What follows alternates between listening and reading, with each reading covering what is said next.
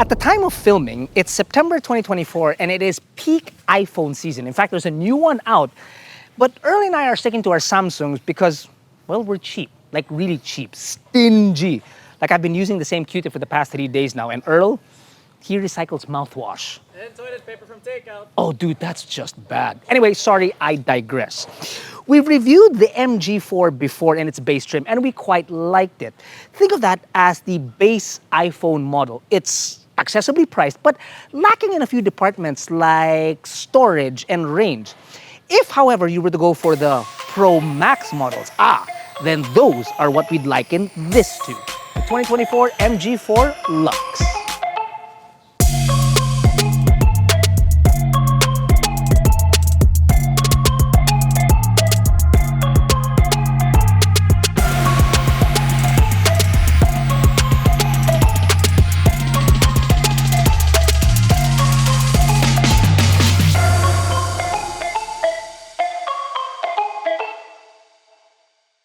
I'd say the base model, which comes in at 1,498,888 pesos, that price basically covers about 80% of the car. I mean, you've got 4 wheels, a motor, decent range, and apparently adaptive cruise.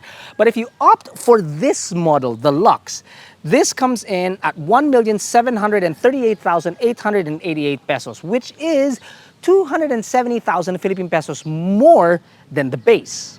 Checking the Autodeal app, you can compare specs and feature differences and get in touch with dealers nationwide once you've made your choice. But before you download our app, which is available on Android and iOS, allow us to tell you if that 270,000 Philippine pesos is spent or invested. Now, if we were to talk about power and drivetrain, it's very different because in the base, you're looking at 350 kilometer range from a 51 kilowatt hour battery. But here in the Lux, you get 435 kilometer range with a 61 kilowatt hour battery. It's really the difference of getting a base and a pro level iPhone, right?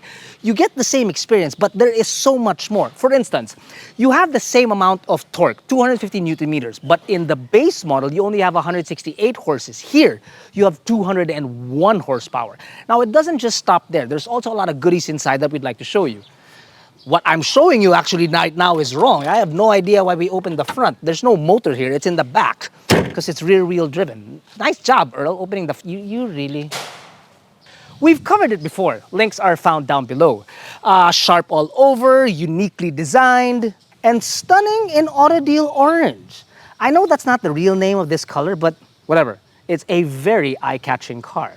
However, I do have to go over the differences in this top spec trim review. With the top of the line, you get 18-inch alloy, an inch bigger than the base, but the hubcaps still remain. But why? You already have nice alloys. Show them to the world, MG. Hubcaps on steel wheels, yeah, I get, but on alloys? It's kind of weird. The bigger wheels also mean bigger tires here. So instead of the skinnier 215 50s you get on the base, you get 235 45s here on the Lux.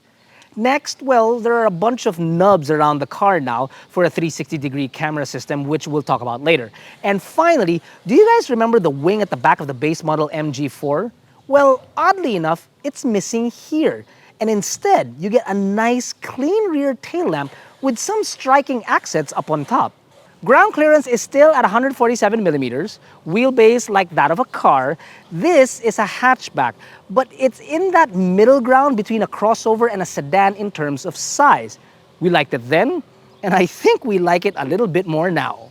And finally, do you remember in the base model, there was a really big tail or a spoiler? Oddly enough here, it's gone. But what you do get is a much cleaner look here. You get a nice spoiler and the nice accent lights up on top here. It really does make a world of difference. If you ask me about this or that, that was pretty good, but this I like a heck of a lot better. Looks cleaner too. Show us the motor. The what? You still haven't shown the motor. Well, pues show them. Go ahead. Go. Hurry up, quickie. Go. You want to be all the technical stuff, whatever. 360 liters of space you have. Very, very useful, very big. However, not big enough to carry a balikbayan box, even if you remove the tonneau. However, you do fold the second row, or rather you can, 60-40, and then you can slide us, well, like 2 or 3 balikbayan boxes in there. And as such, it's a higher spec vehicle. You do get leather seats, which I'm going to show you right now. At the back, there is very minimum changes, if I'm being completely honest, because it's the same amount of cargo space. Sorry, I'm not cargo, I'm Carlo. Carlo space. Ah, it's the same amount of legroom and headroom. It's the same Type A charging point and bottle holders on the either door. On either door, there's no center armrest that can be found. Very low tunnel. The only change really is the fact that apart from it having cloth seats, it also has leather all around. Now the leather is not the best of quality. Actually, it leans towards the more rubbery side of things really, but I would akin that to the fact that you can easily clean the car, so and it will last a little bit longer. So really there's not much changes back here. Oh, and also I'll just add this. Let's talk about the MGZS for very short. Now, granted, it isn't an EV at all, but it's way more affordable than this MG4 Lux, and but that has a panoramic roof. Here, there's none. Now, it's not a make or break thing, but considering that it is an EV and a top of the line, some people might have expected that. That's all I'm going to say about that. Now, up front, our thoughts remain largely the same. For instance, the leather seats up front is also what you get in the back. But for the main part, having this car for the second time around, we've noticed some quirks. For instance, the storage spaces are large, but we feel as if that it's not really large enough for us or for our needs. So, for instance, if you were to get a phone and you were to connect it to iOS, or rather Apple CarPlay or Android Auto, unfortunately, it's not wireless. You still need a wire. And once you do connect the cable or the wire, I don't know why I call it the wire, the cable, there's really no secure place that you can put it in. You can put it here in the center, which it kind of fits, but it looks a little bit bulky with the wire sticking out. And then, oh, we can't afford music. And then if you were to put said phone on the wireless charger, which there is, it's nice, the pad isn't actually strong enough to keep the phone in place. It does have 201 horsepower, and well, I'll show you, it'll actually fly around a little bit. There's also the fact that, yes, it does have cruise control. The buttons, however, are not, how do I say this? They're not labeled properly enough that you can easily get to it. And another thing, I thought for a while that this particular Lux model did not have cruise control. It was Jack that had to tell me I had to turn it on inside the infotainment system, which is just a bit odd, don't you think? Another difference between the Lux and the base is that it didn't have a reverse camera then. Now it skips the reverse camera and goes into 360, which is actually very nice. I will, however, say that we kind of wish it was a bit clearer, but at least there is a 360. There are bottle holders which hold even large plastic bottles like this here underneath and also on the door, so that's passable. But when it comes to, let's say, for example, larger bottles like Earl's, and it's not Jack's anymore, how strange. Times have changed. Mine. Sure. It doesn't really fit anywhere, so Earl will just have to ride in the back seat like the child that he is. It's very simple up here, okay? It's very clean. It's very, well, for a lack of a better analogy, it's Apple up here. It's clean, it's simple. It's like when Apple removed the headphone jacks to make it simpler and cleaner, and it works. It's passable. But there is one thing that is a little too simple, a little too much. See, there is no start-stop button inside this automobile, and to get inside it and to have the system ready, what I eventually had to figure out was you have to step on the brake pedal deeper than you normally would, and then it will tell you that the system is ready. That's great and all, but what if, let's say, for example, you want to leave the vehicle but you don't want it running? You can't. You gotta take the key with you, get out of the car, and lock it. It locked! And now it won't open. Now, don't get us wrong. These are the quirks that we found with this car the second time we got it.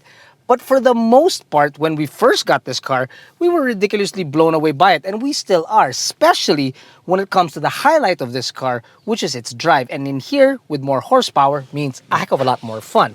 Before we do go out on a drive, I can get my seatbelt on, do remember to subscribe to our channel because we create all these videos just for you guys. Earl! Slowly. Don't blame Earl for everything. Just there you go. Thank you, Jack. Boy, I will whip you until kingdom come. Hey, behave. There you go.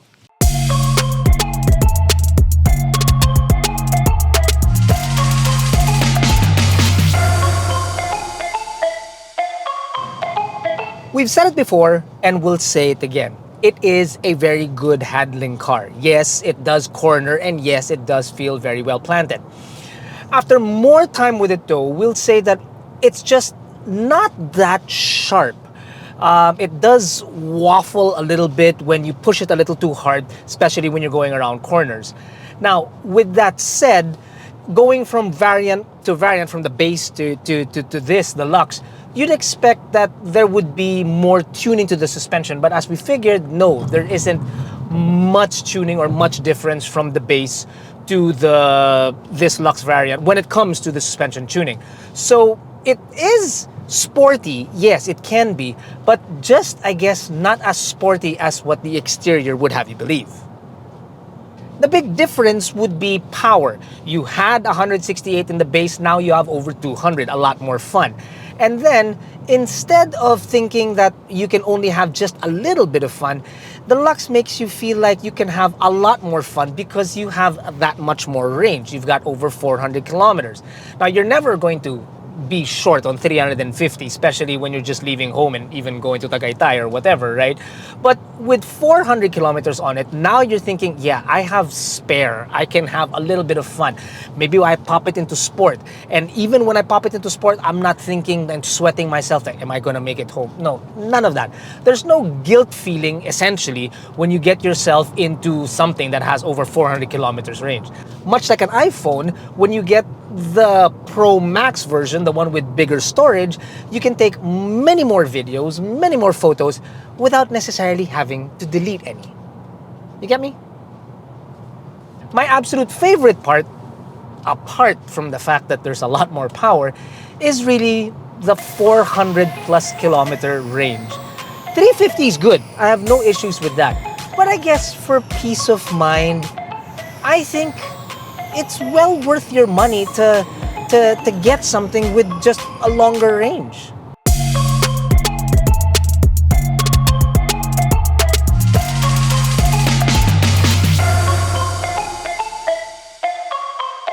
Now, I know at the beginning of this video, we made an Apple reference, and you know naman how those announcements go. Start at this price. Well, that's kind of the same when it comes to the MG for us. An EV, a full EV that starts at under 1.5 million Philippine pesos, with a few extras missing.